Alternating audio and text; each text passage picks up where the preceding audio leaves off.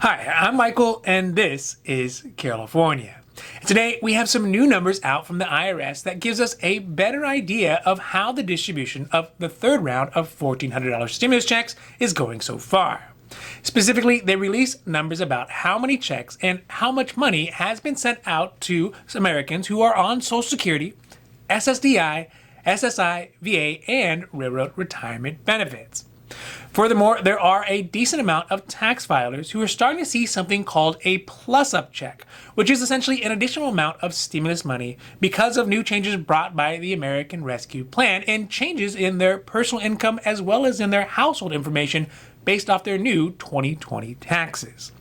So today we are talking about the progress that the IRS has made in sending out stimulus checks to people on Social Security and federal benefit programs, the plus-up checks that some Americans are getting because of their new 2020 tax info, as well as a warning from the IRS that you may get less stimulus money back on your taxes than you might be anticipating. Now, this is your daily dose. And before we get to it, if you like this information, if you find it interesting, if you find it helpful, please don't forget to like and subscribe. That way you can get updates when our newest and most informative videos become available. Today, we're going to start with some of the new numbers out from the IRS about how much and how many of those $1,400 stimulus checks have been sent out to folks on federal benefits. According to the IRS, in the last batch of $1,400 stimulus checks, which was authorized by the American Rescue Plan, they've already sent out around 25 million checks, mostly to folks who are on federal benefits like Social Security, SSI, SSDI, and Railroad Retirement Benefits. These 25 million checks come out to $36 billion in stimulus money. The breakdown for who got that money reflects a strong push by the IRS to get this much needed help into the hands of some of the neediest members of our community. Well, and also because of a congressional inquiry and the Ways and Means Committee from the House breathing down their necks. But I digress. So either way, the last batch of checks started processing on April 2nd and should have been deposited into folks' accounts via direct deposit by April 7th. It will be a few more days for folks who will get them on paper checks though. Out of the 25 million, 19 million of those checks in this last batch went to folks who are claiming Social Security benefits but had not filed taxes for either 2019 or for 2020, amounting to around $26 billion. Next is 3 million payments that were sent out to folks on supplemental security income, which is SSI, which comes out to around $5 billion. Then there's 85,000 payments that were sent to railroad retirement beneficiaries, which comes out to $119 million. 1 million sent to plus-up recipients, which equals around $2 billion. And last is 1 million checks sent to folks who filed taxes in 2020 for the first time, primarily just to get their stimulus checks. This amount comes out to around $3 billion. Noticeably missing from this list, though, is veterans benefits recipients. The IRS anticipates that they will start paying out those folks who are on VA benefits, but who do not file taxes starting April 14th.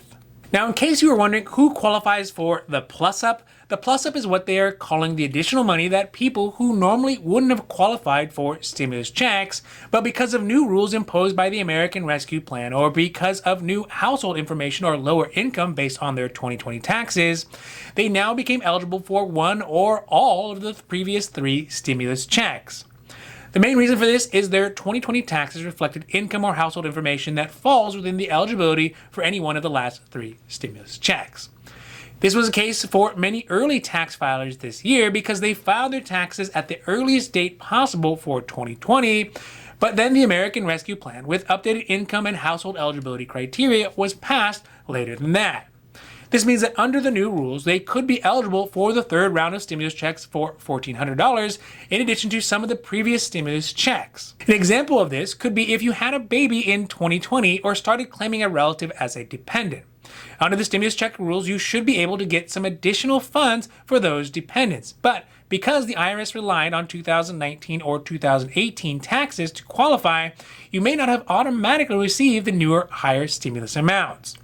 Also, if your income as a single person in 2019 would have been too high to qualify, but in 2020 you got married, and now the income for a married couple is low enough to qualify, you should also get a plus-up as well.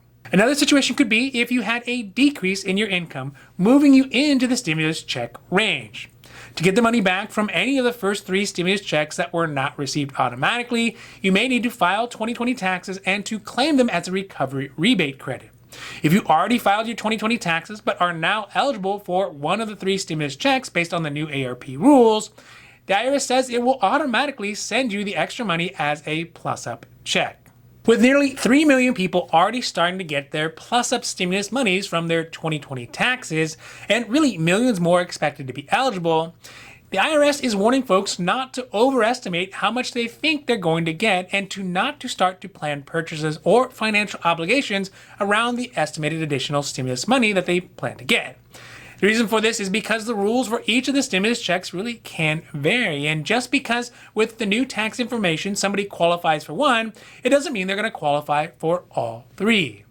To highlight this, you can just look at the simple example of dependents. In the first 2 rounds of stimulus checks, dependents were defined as people being claimed on your taxes who were younger than 17 years old. This left out older teens, college kids, parents, grandparents, or anyone who was being claimed on the taxes that was over the age of 17. But under the 3rd round of stimulus checks, dependents older than 17 could actually be claimed. Another example would be for the first round of stimulus checks, households who had at least one ITIN filer would be disqualified in totality. But in the 3rd round, they could still get their stimulus monies. So the long and the short of it is trying to anticipate how much you're going to get can be difficult. Hopefully, you get all of it. But try not to build your future purchases or plan to pay financial obligations with that extra money in mind, because the IRS says it may not come out to how much you think it will. Overall, I think it's fair to say that the IRS and Social Security are making a concerted effort to try to make up some of the lost ground for federal beneficiaries who are on SSI, SSDI, Social Security retirement, railroad retirement as well. It is unfortunate, though, that they moved our veterans to the back of the line, as is so often the case. But it's good to see that at least there is some sort of semblance of a deadline for when veterans should start to see their stimulus monies too. So we can see the money going out. We can see how much money was sent out. Now the question is, do any of us actually see the stimulus checks getting into our pockets? For that, we are just going to have to wait and see. But let us know down below in the comments if you are starting to see your stimulus checks come in. Now this has been your Daily Dose, and I hope that you found it interesting or helpful or at least useful. And if you did, please don't forget to like and subscribe. That way you can get updates when our newest and most informative videos become available. So that's it for me, and for California, I'm Michael, wishing you a happy, healthy day.